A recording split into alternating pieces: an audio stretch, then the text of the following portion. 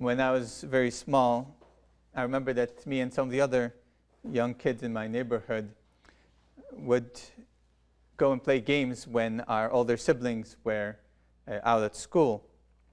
And I remember playing soccer with a group of the neighborhood kids. And the way we played would not have confused anyone about the fact that we were all amateurs, because the ball would be kicked by someone and then this mob of kids would crowd around it, all of them trying to kick it at the same time, tripping over each other, and the ball would just go in random directions, and then the mob would follow it. And sometimes someone would kick it into a goal. Sometimes it was the right goal. Sometimes it was their own goal. It was just a big, crazy mob. And in that chaos, as much as we mostly enjoyed it, there was none of the beauty or of the skill of watching a game of soccer played well.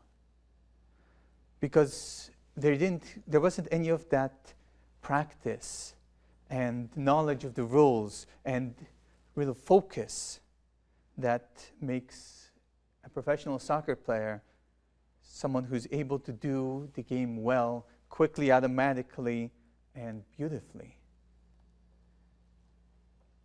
Our readings remind us that following Christ is similar to that.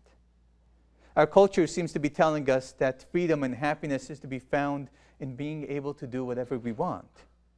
That just trying to live life the way we want to is the best.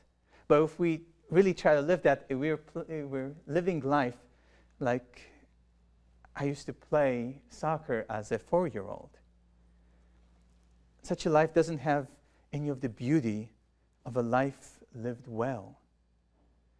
A truly good and happy life is one that's based in doing things the right way, not just in whatever comes to mind at that second. We instinctively know that that's true.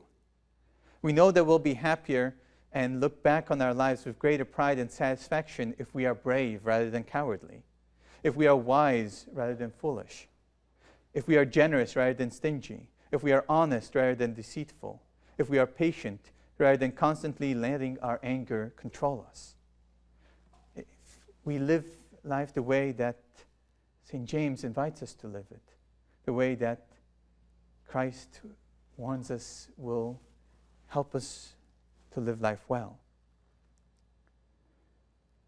But it can be difficult to build those habits that allow us to grow in those virtues.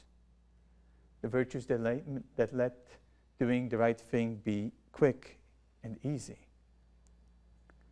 Because it takes practice, just as it takes practice to learn to play soccer well on the professional level. Luckily, we don't have to do it alone. Jesus continually offers us the grace to make it possible to grow in virtue, to practice doing the right thing. We have been given God's law, which helps us to know what to do. We have also been given the sacraments that make it possible to follow that law.